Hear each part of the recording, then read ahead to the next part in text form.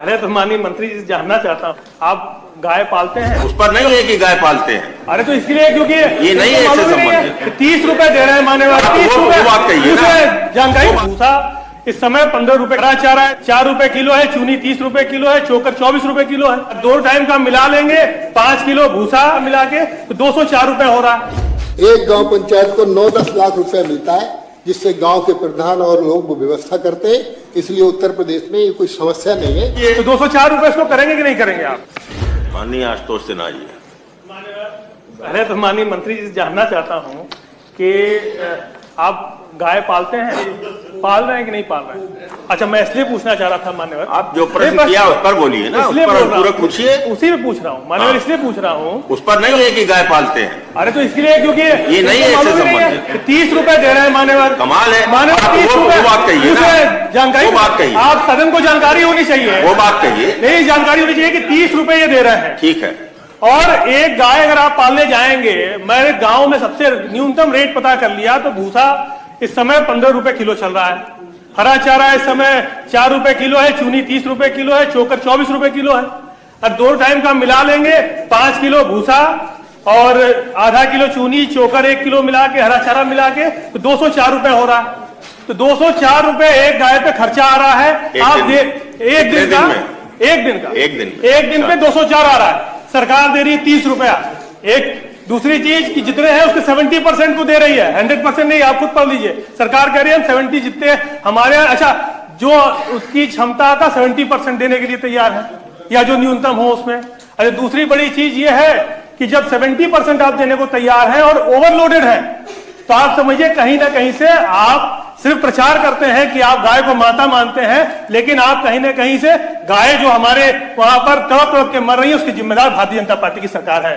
ये इस बात को आप मानेंगे कि नहीं मानेंगे? माननीय मंत्री जी सवाल करिए भाई। नहीं, आप मानेंगे नहीं मानेंगे क्या मतलब है? आप माननीय सभापति जी, माननीय मंत्री जी जो प्रश्न किया है वास्तव में सारीन इसलिए है, इन्होंने गौशाला को पूछा था।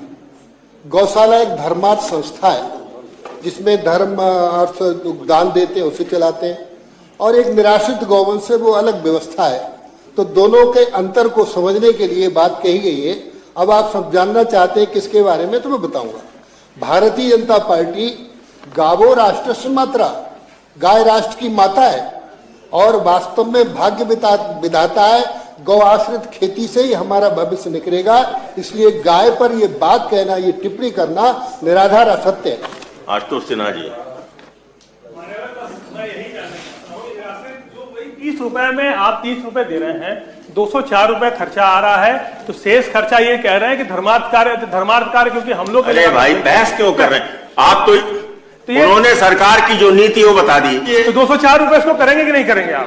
बस। हाँ माननीय मंत्री जी, ये जो माननीय सदस्य ने प्रश्न किया है, शांत रहिए। वास्तव में ये वो लोग हैं, जब तक गौ माता दूध देती है तब तक तो पालते हैं, और दूध नहीं देती है तब छोड़ने का काम करते हैं। पूरी अराजकता इन्होंने ही बनाई है सरकार को बदनाम करने के लिए। मानवर हम जो 30 रुपए की ये बात कर रहे हैं, इसको हम नहीं बढ़ाएंगे, इसलिए क्योंकि हम राज्य वित्त आयोग से इसको संरक्षण देने का काम कर रहे हैं। राज्य वित्त आयोग से 23 करोड़ 30 लाख रुपए की धनराशि पूल की गई, और हम हर गांव पंचायत को ये धनराशि देने का काम करते हैं। एक गांव पंचायत को 9-10 लाख रुपए मिलता है, जिससे गांव के प्रधान और लोग व्यवस्था करते हैं। इसलिए उत्तर प्रदेश में ये कोई समस्या नहीं है। निराश्रित गौवंश को माननीय अभी मुख्यमंत्री जी ने बहुत अच्छा बजट दिया है, और हम निश्चित रूप से माननीय सभापति जी सदस्य को आश्वस्त करते हैं, निराश्रित गौवंश किसानों के खेतों में और सड़कों पर बहुत शीघ्र दिखाई नहीं देगा। हम उसका प्रबंध करेंगे। बस ठीक है।